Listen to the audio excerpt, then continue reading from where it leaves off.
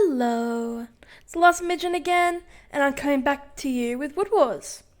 If you remember Wood Wars is simply my game, well not game.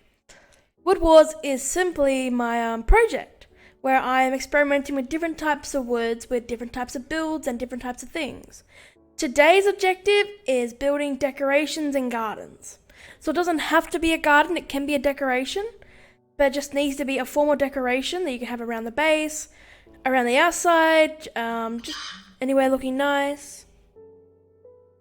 Basically, just something that looks good and, well, might as well just start showing you what I did, hey? Let's get started. First up is dark oak. So we know dark oak, right? We've done this area, we've done the little bit of terraforming area, and now I tried to do something a bit different. I tried to make a playground. It's probably not the best playground you've ever seen being built in game, but I thought it would be a great experiment to try myself. Try to build a little playground out of dark oak. So as you see, we have a swing, we have a makeshift sand pit, and I put in the brown concrete powder to kind of make that look where in some playgrounds the sand pit gets kind of dirty with lots of dirt inside of it. So I was trying to mimic that kind of look. Lots of pod soil, because sometimes playgrounds are covered with those little pieces of wood, so I was trying to mimic that a little bit with a bit of grass that you sometimes see growing around. And up here is of course where the parents will sit, or the kids if they want to have like a little party up there, I guess. But yeah, I thought I'd try a cute little playground, something different, something I'd never tried building before. And I'm kind of happy with how it turned out. It's very small scale, so I couldn't put much detail into it, but for what detail I managed to put into it, I think was rather cute, such as the pots for the little sand buckets, and the trapdoors to do like the wood lining around the sandpit. So yeah, so of course that is for dark oak, and I'm really happy with the way it looks. Next up is spruce. Time for spruce, and as you know, we don't only use spruce for that. And of course, I mimicked the use of the andesite and the gates, because I think that's just a cute look. And I made a petting zoo. Yeah, because you know how sometimes in the game you will get like an animal which you don't really need for anything really, but you just like the way it looks, or you just want to have it as a pet or something, but you can't actually just make it sit like a dog or a cat. So I thought this would be a cute decoration idea for a petting zoo. You have your goats, you have the barrel of food and the little cup to get the food out.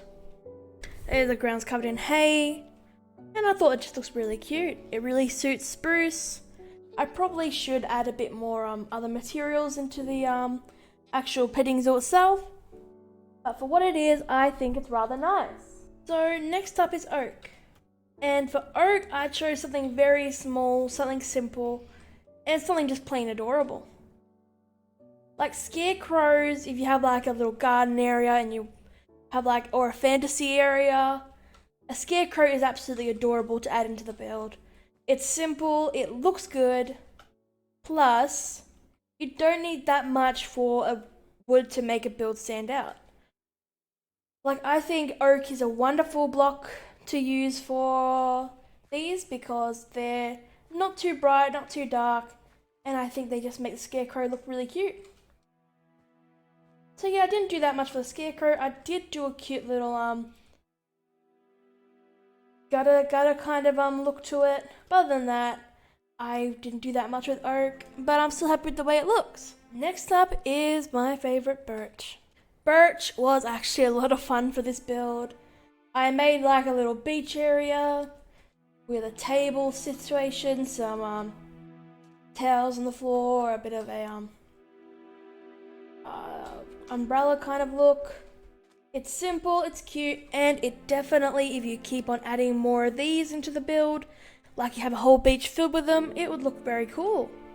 I'm in love with the idea. Next, we're using acacia. Now, acacia was very fun and simple to build. As you see, I reused a bit of the path idea, but that was just for looks for that point. I used some acacia buttons with some stone buttons to make a rocky, barky kind of look. I made a tiny tree, and I made some lanterns. You know those lanterns that they have flying, they fly off in some traditions? I tried to mimic one of those. This is my first time making them, so they might not look the best, but I think they're looking rather good for what I intended them to look like. Plus, I absolutely adore the look, and it's very simple, very small, and it just looks really good to the situation it's in. Jungle. For jungle, I chose a very abstract kind of idea with it. Like, I had the blocks, like, it looks like a ruin basically. It's like, this is just like an old ruin which is all broken down and everything. It's fallen into the water, it's crumbled, and you can see the woods that holds it together, the sea lantern, the trapdoor. The build doesn't have to have a lot of this block to make the block stand out.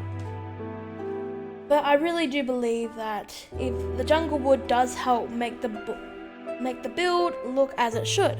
Makes it really stand out, and it isn't too dark, it isn't too light. It's rather simple, rather nice, and I'm honestly very happy with it.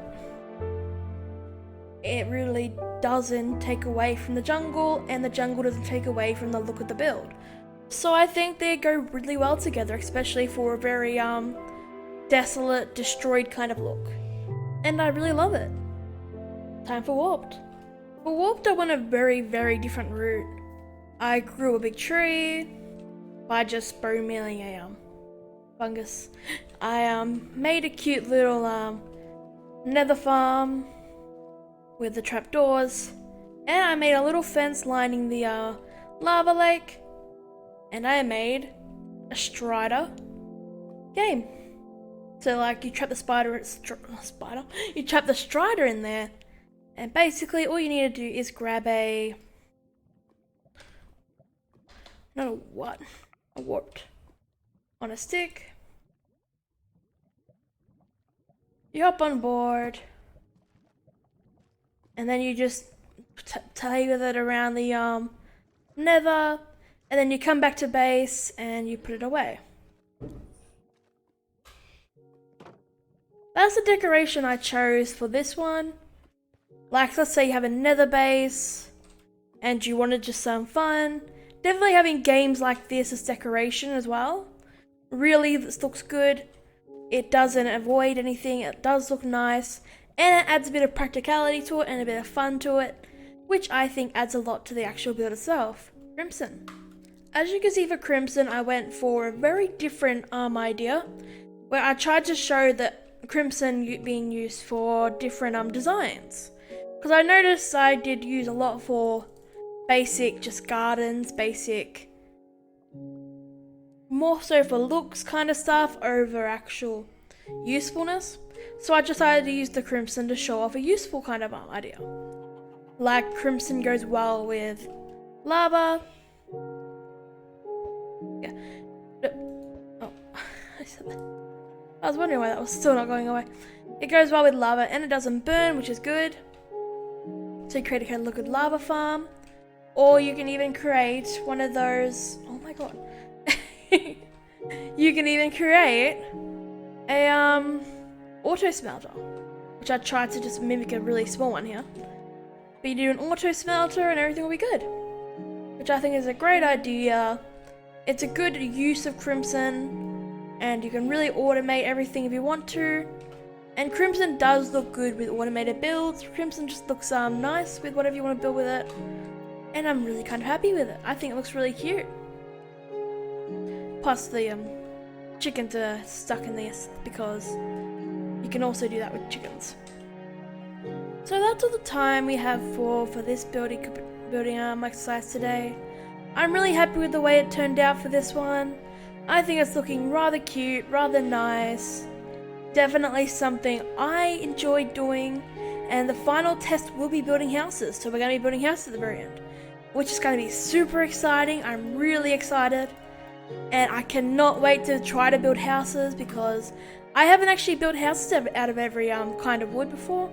I built some oak ones, some birch ones, some dark oak, some spruce, but never have I used just one type of wood with it. I know each one's going to use a lot of stones and a lot of other blocks with them because a bit of contrast, a bit of gradient really helps the build really turn out nice. But of course, they don't have to be all that complex. There is only a small little plot of land, which, well, it won't fit a big build. Like, I wouldn't be able to fit a mansion made of jungle and stone because that wouldn't fit in there.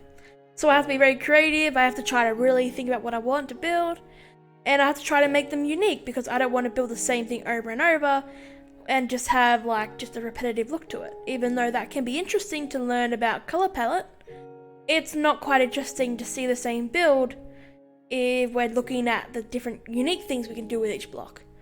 So yeah, I'll catch you next time. Love you all. Hope you have wonderful days, nights, mornings, evenings. And of course, please have fun and keep playing. You're doing amazing.